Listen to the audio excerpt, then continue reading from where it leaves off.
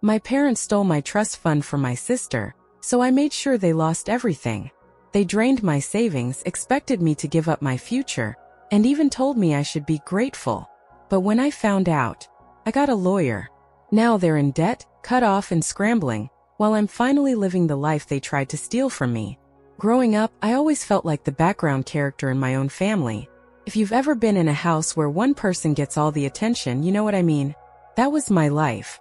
My older sister, Corey, was 4 years ahead of me, and from as far back as I can remember, everything revolved around her. Corey has Down syndrome, and while I knew she was different, I didn't fully understand what that meant when I was little. What I did notice, though, was that her emotions worked like a light switch, either completely off or full blast. If something upset her, no matter how small, she'd scream, cry, or have a full-on meltdown. And I mean meltdown. Other kids had tantrums, sure, but Corey's outbursts were on another level.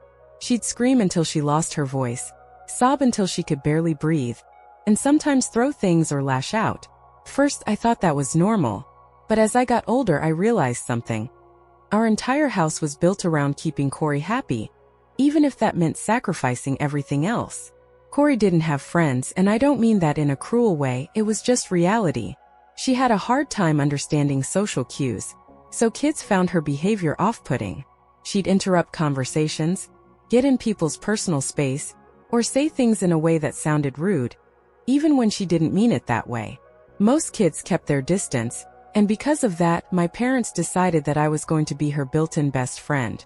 They didn't ask. They didn't suggest it. They just made it a rule. Anytime I wanted to go out, my parents would say, "Take Corey with you. She needs to feel included." It didn't matter if I was just riding bikes with my friends or going to a birthday party. Corey had to come along. They expected me to help her socialize. But in reality, it just meant I had to watch her every second to make sure she didn't get overwhelmed and start screaming at people. First, I didn't mind too much. She was my sister after all. But after a while, I started to notice something. My friends stopped inviting me over because they didn't want to deal with Corey's unpredictable behavior. Kids would whisper and stare whenever Corey had a meltdown in public. I was constantly walking on eggshells, afraid that if I had too much fun, Corey would get jealous and lash out. It got to the point where I just stopped asking to go out at all because I knew it wasn't worth the stress. And my parents, they never saw a problem. They never tried to teach Corey how to handle social situations or help her understand boundaries. Instead, they just expected me to fill in all the gaps. And for years, that's exactly what I did. Here's the thing, I love Corey. None of this is her fault. I know she struggles in ways I'll never fully understand, and I don't blame her for that. But at the same time, do you know what it's like to feel invisible in your own home? Everything in our family revolved around Corey. Her needs, her feelings, her meltdowns. Every decision, every plan, every single dollar was spent making her life easier. Meanwhile, I was just there. If Corey was upset, everyone dropped what they were doing to make her happy again. If I was upset, tough luck.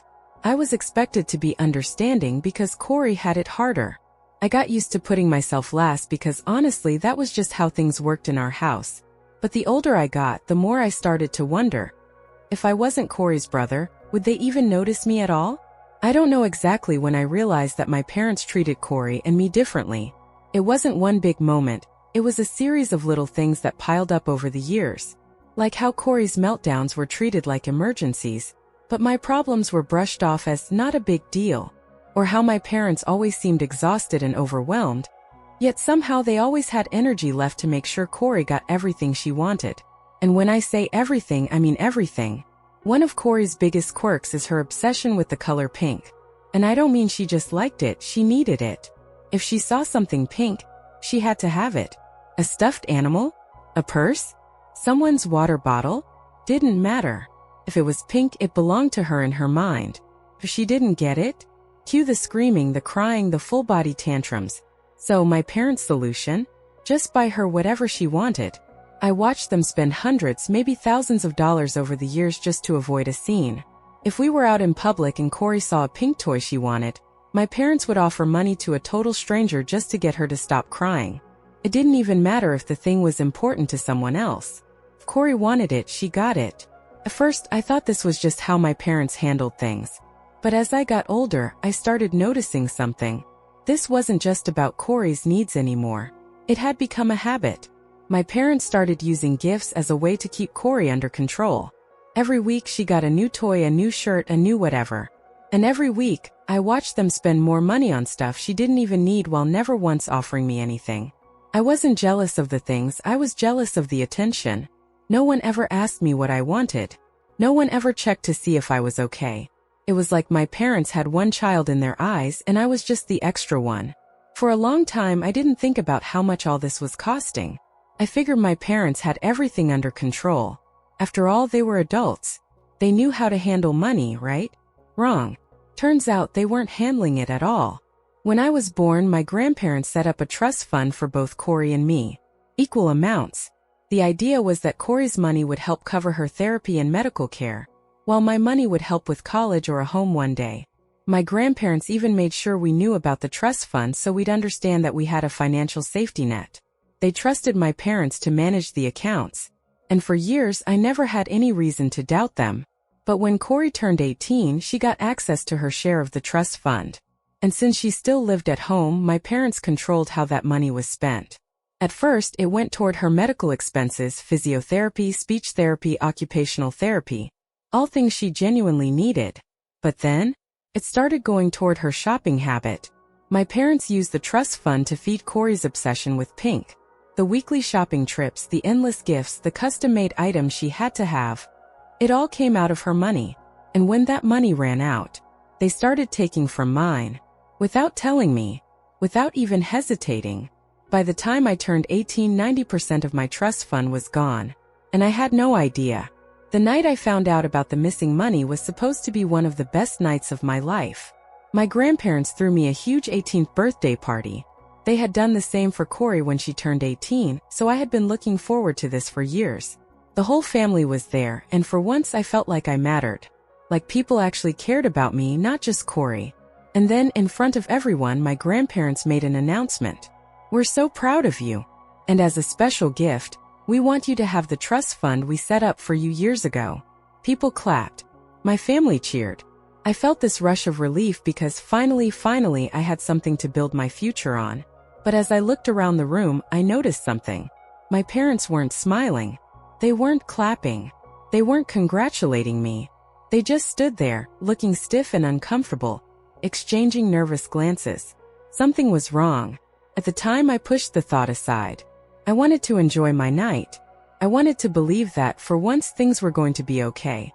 But deep down, I had no idea that my future had already been stolen from me. That night after my birthday party, I couldn't shake the feeling that something was off.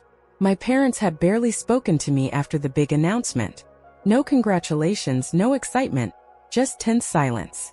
I told myself I was imagining things. Maybe they were just tired.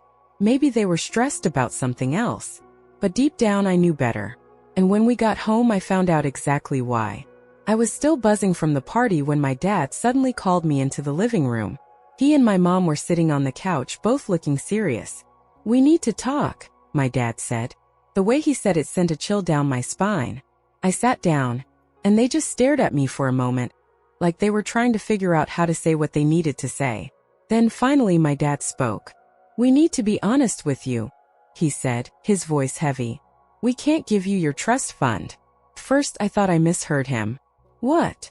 I laughed, thinking this had to be some kind of bad joke. "What do you mean?" My dad sighed, rubbing his temples like this conversation was harder for him than it was for me. "It's gone," he admitted. "Most of it anyway. Gone." The word hit me like a punch to the stomach. "What do you mean gone?" My voice was shaking now. My mom finally spoke up. "We had no choice," she said quickly, like she was trying to justify it before I even had time to react. "Corey needed it." I blinked. My heart was pounding.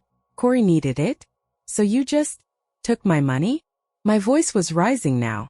"Without telling me?" My dad let out a long sigh. "We had to," he said, as if that was supposed to make me feel better.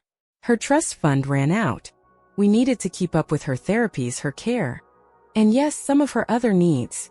I knew exactly what he meant by other needs. They had used my future to fund Corey's shopping addiction. I sat there, numb as they kept talking like they thought if they explained it well enough I'd just accept it. Corey's expenses are huge, my mom said, her voice full of desperation. You know how much we've had to spend over the years. Therapy, doctors, her comforts. We didn't do this to hurt you. But you did, I snapped. You stole from me. My entire future just gone. And you didn't even tell me. My dad stiffened. You're acting like we just threw the money away, he said defensively. This was for family. For Corey. You don't need it the way she does. That made me see red. I don't need it? I shot back. I was supposed to use that money for college. For my future. You had no right to take it. My mom looked at me like I was the one being unreasonable. Corey has needs you don't understand, she said, shaking her head. She can't take care of herself. We're doing our best to give her a good life. At my expense? I spat. They didn't answer. Because they knew I was right. I stood up, fists clenched. You didn't even ask me, I said, my voice shaking. You just decided my future didn't matter. You knew this would ruin everything for me, and you still did it. My dad ran a hand through his hair. We thought you'd understand, he muttered. You've always been the stronger one. That sentence made me want to scream. Stronger? I had never been stronger, I had just been neglected. And now, after years of being the invisible child, they were finally acknowledging me, just to tell me I wasn't worth as much as Corey. But then, just when I thought it couldn't get worse, my mom said something that changed everything. We also need to talk about your future. I froze.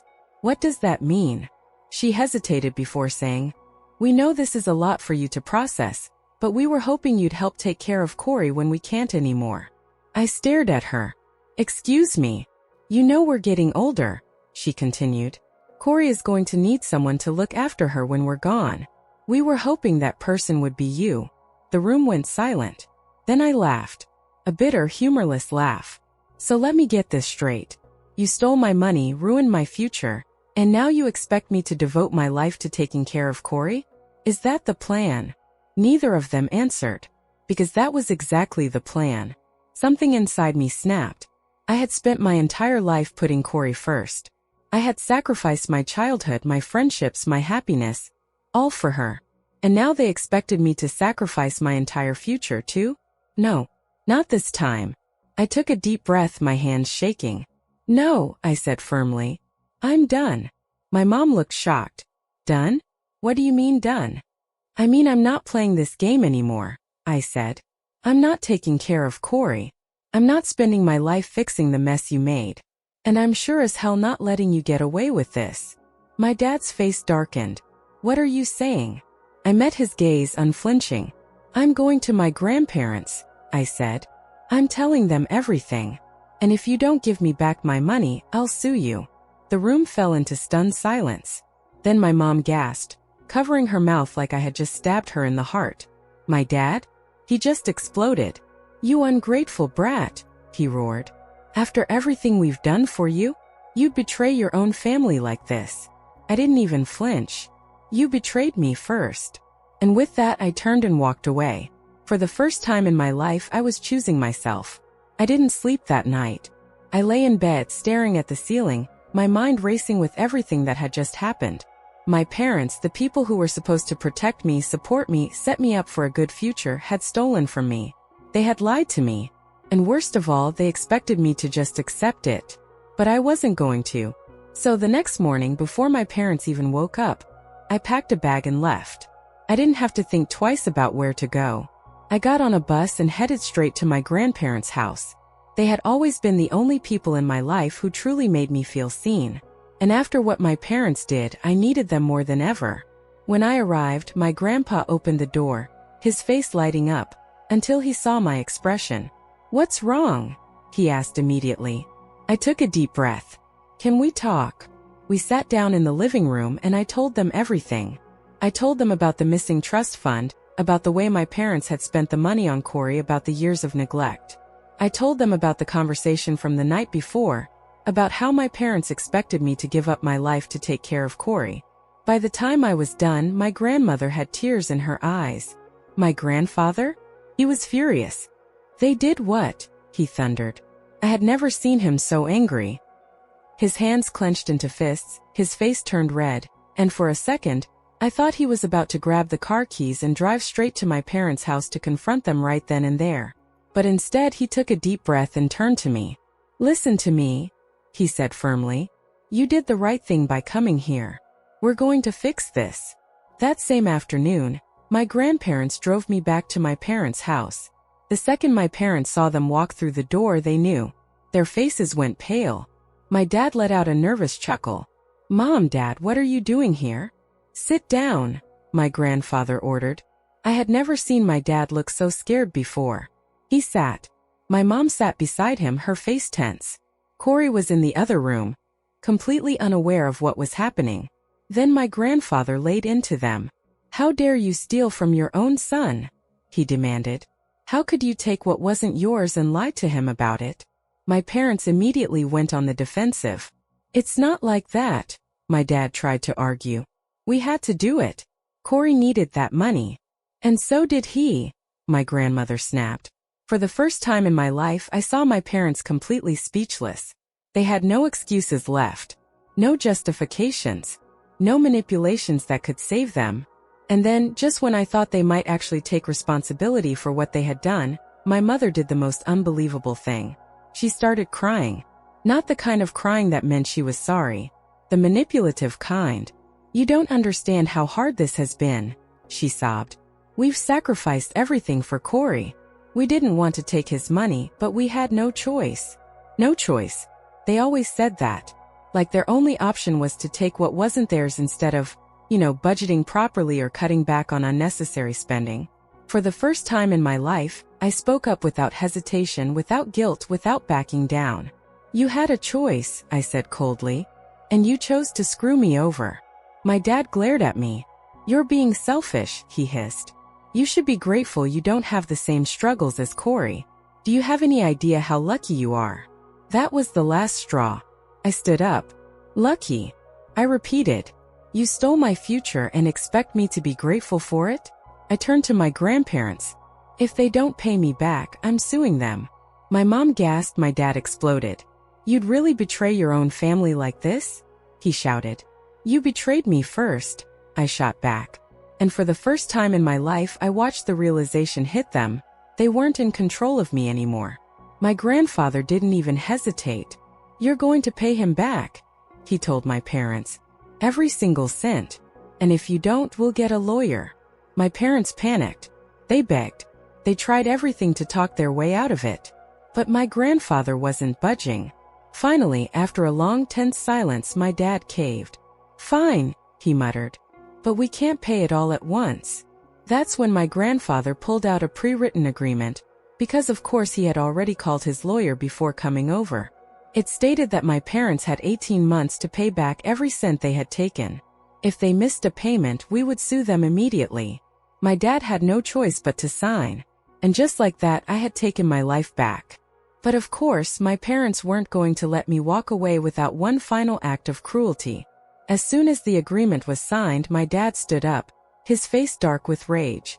"Get out," he snapped. "If you're going to betray this family, then you're not welcome here." I didn't argue. I grabbed my bag and left. And I didn't look back. I moved in with my grandparents that night.